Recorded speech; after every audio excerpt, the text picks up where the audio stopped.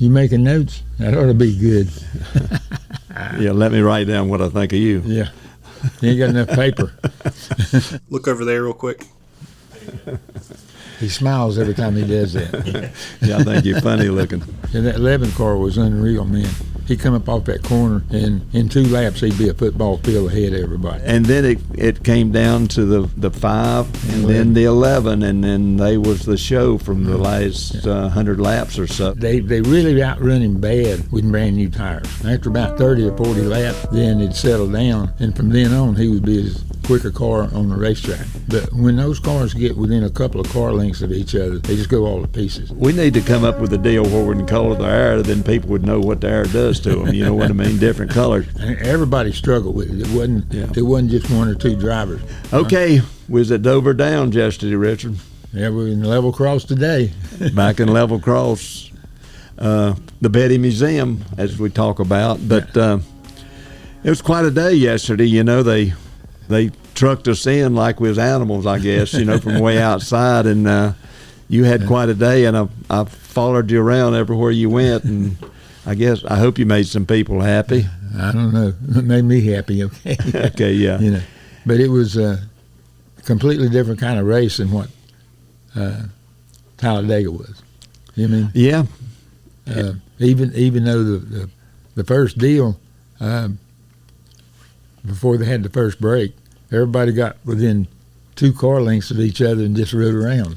Well, yeah, it looked there like wasn't any passing and stuff. Looked like a NASCAR train, but yeah. you know, of course the tire wear was terrible in practice, and they said the warm weather helped the tire wear, and it did, of course. But you know, when they took off, the 8 car sat on the pole, Chevrolet, and he took off, looked like he was going to be the dominant car. The number 12 Ford run him down and looked like he was going to be the dominant car. And then the 48 car kind of come into play. The 45 was a player. And they kind of stayed in the top 10 all day and finished in the top 10. The 54 car was another pretty decent car. Just stayed kind of in the same place all week. He kind of faded. I thought he was, at the beginning of the race and stuff, he was running third a lot. And I thought he'd be a big factor at the end of the race, but he wasn't. But and then it came down to the 5 and then the 11, and then they was the show from the last 100 laps or so. And that 11 car was unreal, man. He come up off that corner, and in 2 laps he'd be a football field ahead of everybody. He had such a launch on them restarts, it's unreal. But the pit crew didn't hurt him any either. No, you know what I mean? That put him up front. Yeah. Okay, where he could use his. But you know, I think we've said it before this year, Richard. The surprise to me was is Noel Grayson. You know, in the 10 car, him and Drew have put together. He just keeps plugging away. I know he play, but you know, maybe NASCAR suspending him woke him up or something, or maybe just him and Drew's got a good combination. I don't know. They got a good combination because they finished all the races. Yeah, and you know, we started off way in the back. You're talking about the 43 now. I'm talking about the 43 really, and you know, first pit stop, I think the 48 spun him out when he was trying to get in his pit, so they went all the way to the back of the deal. Then I think his next pit stop, he slid through the pits. So that was his mistake. Had to back him up. And then he had to go to the rear of the field again. And, you know, he'd work they really outrun him bad with brand new tires. After about 30 or 40 laps, then it'd settle down. And from then on, he would be his quicker car on the racetrack. The leaders come up there one time to lap him. He just drove off and lapped him. I know that. You know. But, you know, if you know, I had my little stopwatch. I couldn't get everybody, but without timing and scoring, you couldn't tell. Like we talked about the 11 car launch and getting out there to that lead, then he started fading, you know. Yeah, and but I don't know. It was just it was Dover. And see, that was the deal with the 11 and the 5 car. The 11 was so fast with brand new tires and put distance between them. Distance between them, and then when it settled down. Then the 5 car was quicker. But when those cars get within a couple of car lengths of each other, they just go all to pieces. I mean, you know, the 5 car would get within a couple car lengths, and the next time he'd come around, he'd be a football field behind. Yeah, I know. And that was the way it was with everybody. And you didn't see a whole lot of passing. You seen people run up behind people, and then first thing you know, the guy in front of them would get away from them, and then they'd catch back up. But when they caught them, they couldn't pass them. And they talking about some kind of air really messing up. The cars are depend on the wind so much that when they do get close together, it just screws up the back car. We need to come up with a deal where we can color the air, then people would know what the air does to them. You know what I mean? Different colors. But, you know, Eric was there yesterday, and I'm sure he was hurting 2 different ways. Yeah. Probably his back some and hurting because he wasn't in the car. But I think Corey done a decent he job. done a decent job. He didn't wreck the car. He didn't tear up nothing, and I'm sure he learned a lot. You know, He got, as the race went on, he got better. He got You know what I mean? better. So that meant he kind of settled in on the deal. And he ran a steady race. The deal was, if he could have ever got up in the top 10 or 15, he'd have stayed there. But the deal was he was always behind, passing the same cars, trying to, that he'd been racing with all day. But he raced with some pretty good cars, and I'm sure the driver said he ain't never run one of these cars before, and he ain't supposed to be outrunning me. So, and you know, we can't answer this question, but it would be interested if we could. You know, the word if we could put. If Eric had been in the car, you know, they would have respected him a little bit better and everything. And I don't know, but they had the car set up good because he wasn't complaining about what the car was pushing or loose. I think he was pretty happy with the car. I seen him one time. He went in behind somebody. They went high, and they kind of slipped a little. He just turned left. In the middle I of the seen corner. that was down in one and two. I knew the car was handling good. But you know, we're getting back to Dover, you know, and of course Ford hadn't won a race this year, but the first race won in 1969 up there was in a Ford, and you was driving it, and people asked me about it. I said, well, the big thing was that we ran Daytona on a Friday and had to run up there on Sunday and never seen the place. So, but you know, the shape of it ain't changed any, Richard. No, it was asphalt then, now it's concrete. I never run it when it was cement, so that would have made the way you get around the racetrack a little bit different. But basically, when I look back, even when it was asphalt, when the top groove come in, then that was a place for me to run. Yeah. You know? The quick way around is a short way around. Long as your tires are good, then you got to make sure that you can get off the corner good, you know, and that's the way it's always been there. And but the race overall was just different, you know, because like I say, the people would run and catch people, and you couldn't pass them. So that kind of disturbed me from the standpoint that, you know, if you catch somebody, you should be able to get around them. And so I think everybody struggled with it. It wasn't just one or two drivers.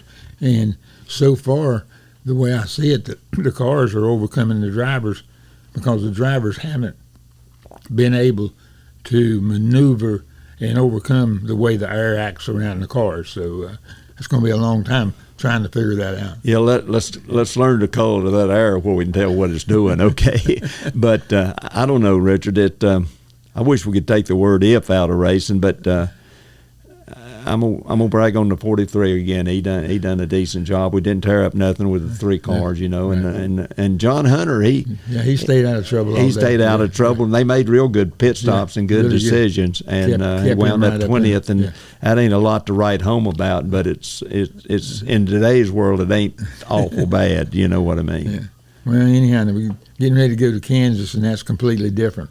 You know, it's a flatter racetrack. You know, the tricky place up there is coming off of number 2 corner. If you can get off of number 2, then you can usually get around the racetrack. Yeah, and maybe we can get our drivers to play the Kansas City Chiefs in the football game and see how that turn out. But we'll look forward to Kansas, and then we'll go. And the status is still out on what Eric could do this week. I wished he'd take I wish he'd really get well for Darlington because that's a good track for him. I hope the doctors won't let him run for at least another week. But I don't because if you got that back injury, and even though you feel good now, if you go out and agitate it anymore, when he's 15 or 20 years down the road, he'll be crippled, so you don't want to see that. Yeah, but I don't know about your back, but I've got a back injury for carrying you 50 years. Oh, I hear you. I think we made it okay. I got a strong back. I can carry you okay. Yeah, I need to be carried now. See you next week.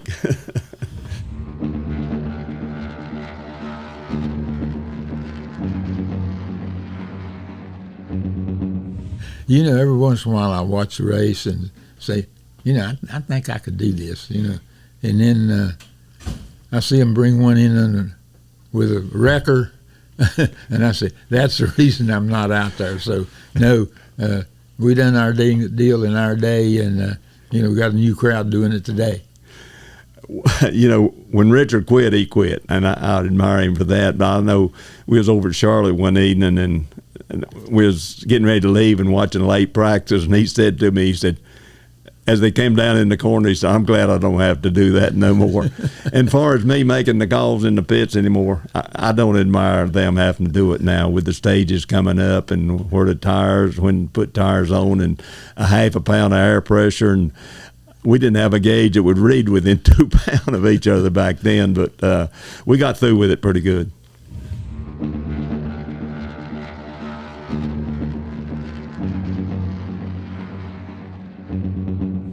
It doesn't really make a whole lot of difference because everybody's got to run on the same racetrack.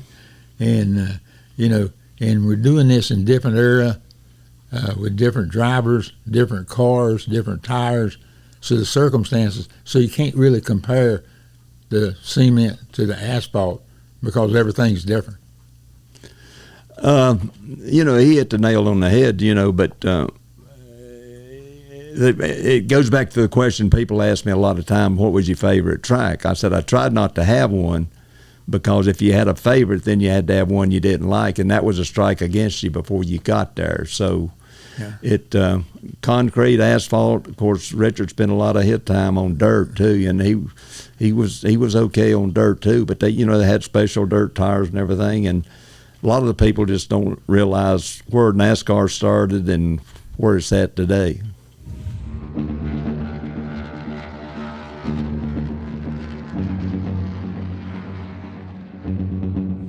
Hey, they've tried everything. Okay, they keep messing with the horsepower a little bit. Not a whole lot right now, but with all the wings and all the different things that they make the car try to be aerodynamically stable and stick to the ground.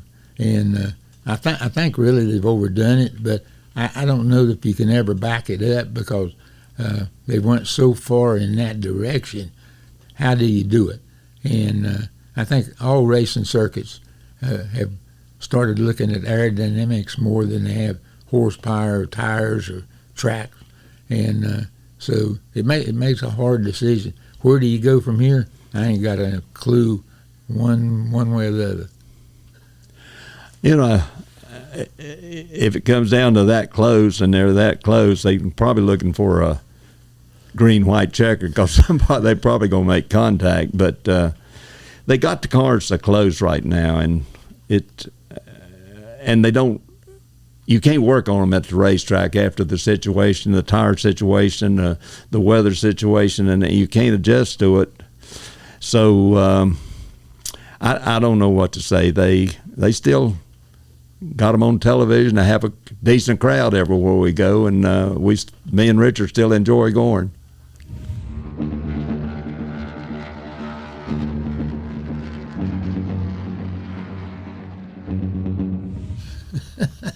No, that's one thing I don't do.